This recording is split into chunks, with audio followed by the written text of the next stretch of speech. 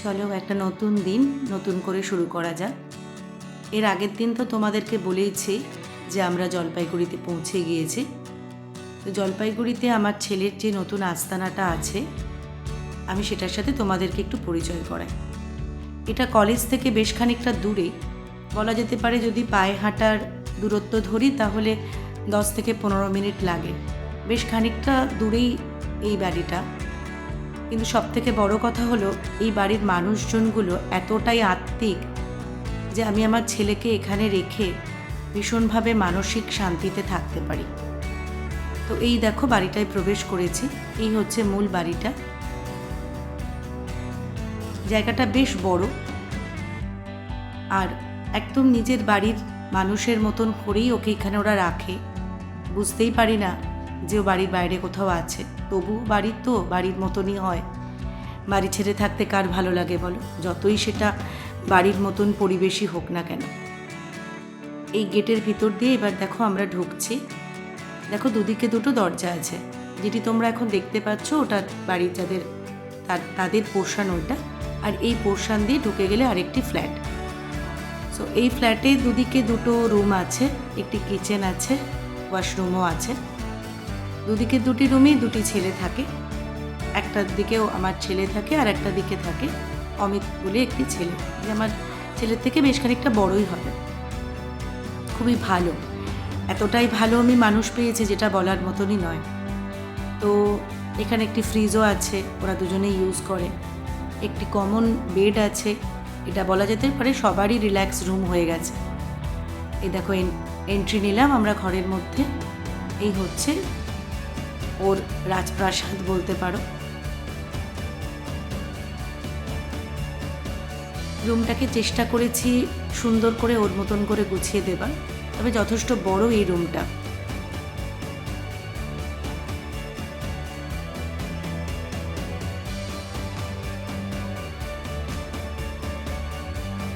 একটা বেশ বড় ওয়াশরুমও আছে এবং সেটা রুম অ্যাটাচ, মানে ওর রুমের সাথে অ্যাটাচ এই ওয়াশরুমটা।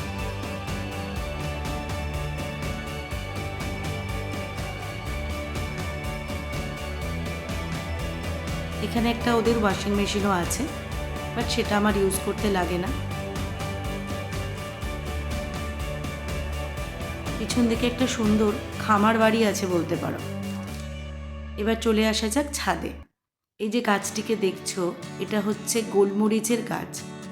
আমি সত্যি আগে কখনো দেখিনি। তো যখন আমাকে রূপা দেখালো, আমিও ভাবলাম ছেলের সাথে শেয়ার করি এটা, বা তোমাদেরকেও এটা দেখাই। দাঁড়াও দেখাই কিভাবে গোলমরিচটা আমি দেখতে পাচ্ছি। দেখো এই যে কালো কালো দেখা যাচ্ছে, ছোট্ট ছোট্ট। আমি পেরেও দেখাবো তোমাদেরকে, দাঁড়াও। তবে একদম ছাদের রেলিংয়ের ধারে তো একটুখানি রিক্স হয়ে যাচ্ছিল পাড়াটা। ওই যে ছোট ছোট দেখতে পাচ্ছ সবুজ সবুজ, ওটা কুড়ি অবস্থায় যখন ছিল তখন ওই অবস্থাটা আছে। চেষ্টা করছি আমি একটা ওখান থেকে গোলমরিচের বাঞ্চ নেবার। এই দেখো নিয়েছি, বুঝতে পারছো তোমরা। এটা অবশ্য ভালো নয়, ভেতরে ভেতরে যেগুলো আছে অনেকটা দূরে। পেরে এগুলো শুকনো করলে একদম যে গোলমরিচ আমরা খাই সে গোলমরিচগুলো। বেশ ভালো লাগলো, তোমাদের সাথেও এটা শেয়ার করলাম, কারণ এরকম গোলমরিচের গাছ তো আমি কখনো আগে দেখিনি। চারিদিকটা মোটামুটি সবুজায়তনেই ঘেরা, আর ভীষণ শান্ত পরিবেশটা। পড়াশোনার জন্য একদম আইডিয়াল জায়গা। তার থেকেও বড় কথা হলো বাড়ির মানুষজনেরা। এই গাছটা যে কি ফলের আমি ঠিক বুঝতে পারলাম না, পরে জেনে তোমাদেরকে বলবো যে গাছটা কিছে। দেখে নাও চারিদিকের পরিবেশটা, খুব সুন্দর পরিবেশটা।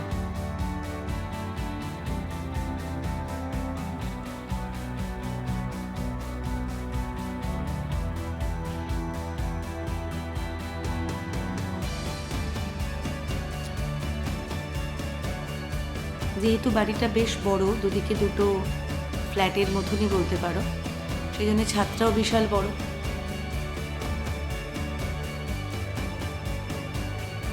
জলের ব্যবস্থাও সেপারেট, কোনো প্রবলেম নেই, জল নেই।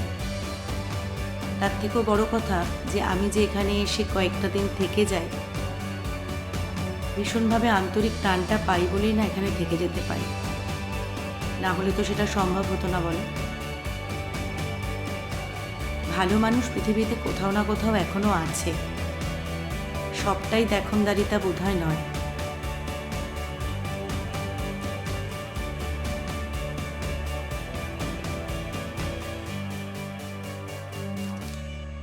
মা তো তাই জন্য চেষ্টা করি যতটা সম্ভব ভালোভাবে ছেলেকে রাখার। চেষ্টার ত্রুটি তো করলে চলবে না বলো। বিকেলবেলা একটুখানি ছেলেকে নিয়ে বেরিয়েছে, দেখো এই যে বাড়ির থেকে বেরোনোর পরে সামনের যে রাস্তাটা যাচ্ছে এইভাবে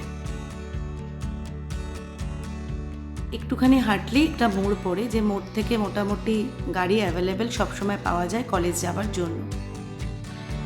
বেসিক্যালি এখানে টোটো চলে, আমি অটো এখানে দেখিনি বলা যেতে পারে।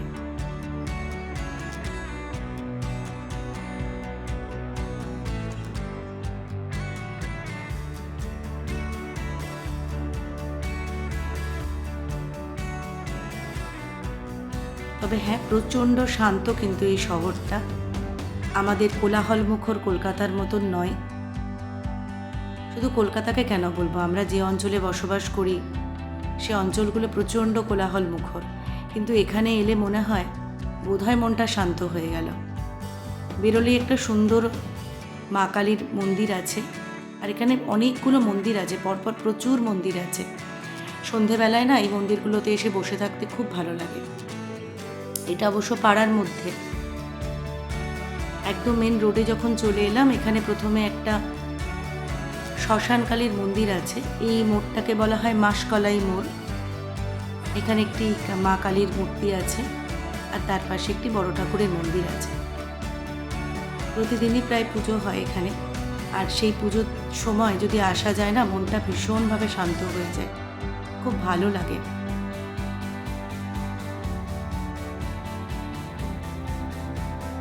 যখনই কোনো কাজে বেরোনো হয় বা এই রাস্তা দিয়ে যেতে গেলে, এই একটি রাস্তা এখান দিয়ে যেতে হয়, তো দেবী দর্শন না করে বোধহয় ঢোকা যায় না, দেবী দর্শন না করে বেরোনো যায় না।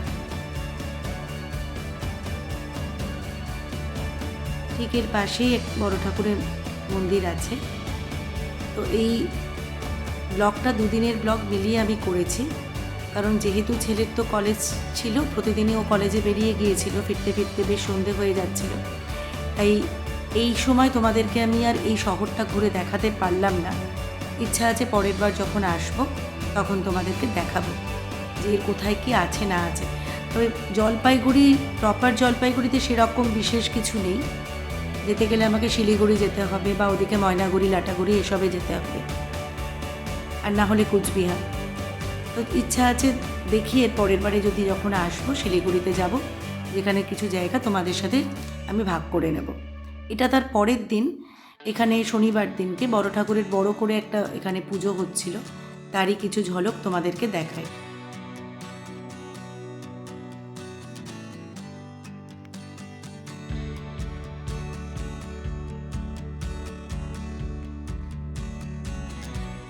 এরই ফাঁকে তোমাদেরকে বলে রাখি, যদি আমাকে তোমাদের একটুও ভালো লেগে থাকে তাহলে আমার এই ব্লগগুলো দেখার সাথে সাথে আমাকে একটুখানি লাইক, কমেন্টস আর একটু শেয়ার করে দিও, আর সাবস্ক্রাইব তো অবশ্যই করবে, কারণ তোমাদের এই ভালোবাসার হাতটা যদি থাকে আমার সাথে, তাহলেই না আমি আগামী দিনে এগিয়ে যেতে পারবো। এরপরে দেখো চলে এলাম ফুচকা খেতে। ফুচকা তো আমাদের টেস্ট করে দেখতেই হবে উত্তরবঙ্গের ফুচকা কীরকম হয়। তবে ফুচকা দাদাকে জিজ্ঞাসা করছিলাম যে তোমাদের এখানের ফুচকা না আমাদের কলকাতার ফুচকা, কোনটা বেশি ভালো? উনি এক বাক্যে বললেন, কলকাতার ফুচকার সাথে কোথাও ফুচকার কোনো তুলনা চলে না দিদি। তো আমি বললাম কেন, সবই তো একই রকম দেখছি। বলল তুমি খেয়ে দেখো, তেঁতুল জলটা আলাদা। সত্যিই তাই, এখানে তেঁতুল জলটা নাকি হলুদ তেঁতুলের পাল্প দিয়ে করে, যেটা আমরা কালো তেঁতুল দিয়ে করে থাকি। আর আরেকটা বিশেষত্ব হচ্ছে এদের এই আলু মাখার সাথে এরা নাকি পেঁয়াজ কুচি দেয়, এমনকি এটাও শুনেছি নাকি এরা আপেল কুচিও দেয় এর মধ্যে। অবশ্য এই দিন আমি সেটা পাইনি, আমাকে বলেছে তুমি পরের বারে এসো, মেখে খাওয়াবো আপেল কুচি দিয়ে, পেঁয়াজ কুচি দিয়ে। আরও নাকি অনেক রকম ব্যাপার আছে। আর সবথেকে মজার কথা হলো, উনি বলছেন উত্তরবঙ্গের মানুষেরা ফুচকা খেতে গেলে নাকি খুব বায়নাক্কা করে। আমি বললাম তাই নাকি? আমাদের ওখানে তো এত বায়নাক্কা চলে না। বলে তুমি জানো না দিদি, 10 টাকার ফুচকা খেতে গেলে এদের বায়না সামলাতে সামলাতে আমরা জেরবার হয়ে যাই। তো যাই হোক, ফুচকার টেস্ট কিন্তু ভালোই ছিল। তবে হ্যাঁ, কলকাতার ফুচকার সাথে সত্যিই বোধহয় তুলনা চলে না।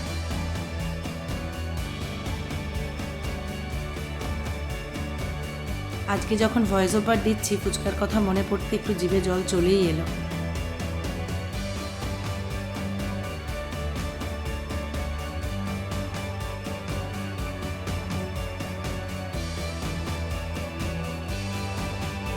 যদিও বেশি ফুচকা কিন্তু আমি খাইনি, কারণ বেশি ফুচকা খেলে না তোমরাই লোভ দেবে, তাই জন্য একটু অল্পই খেলাম, কিছু মনে করো না।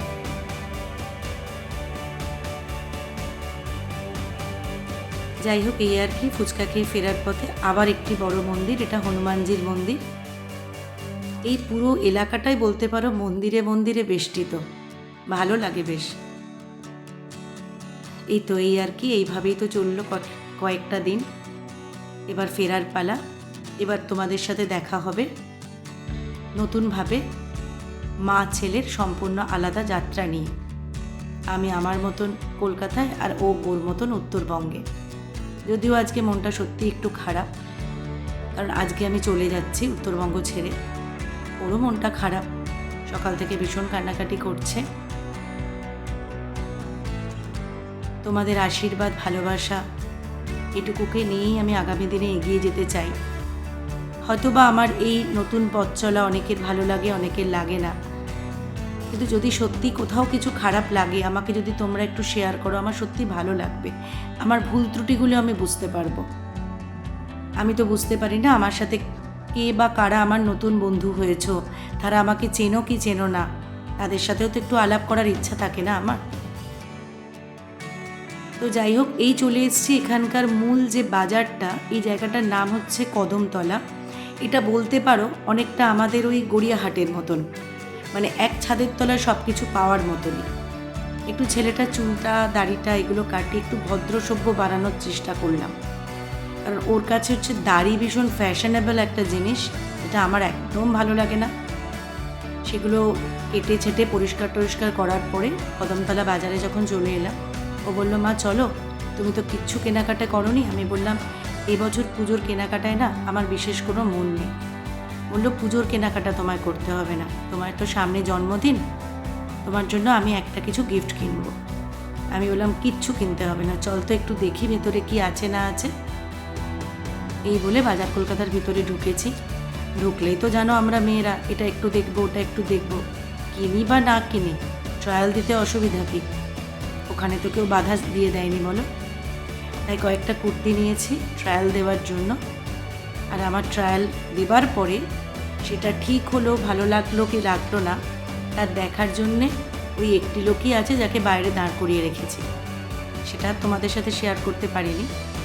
তো যাই হোক, এই তো, এই আর কি, ভালো থেকো সব।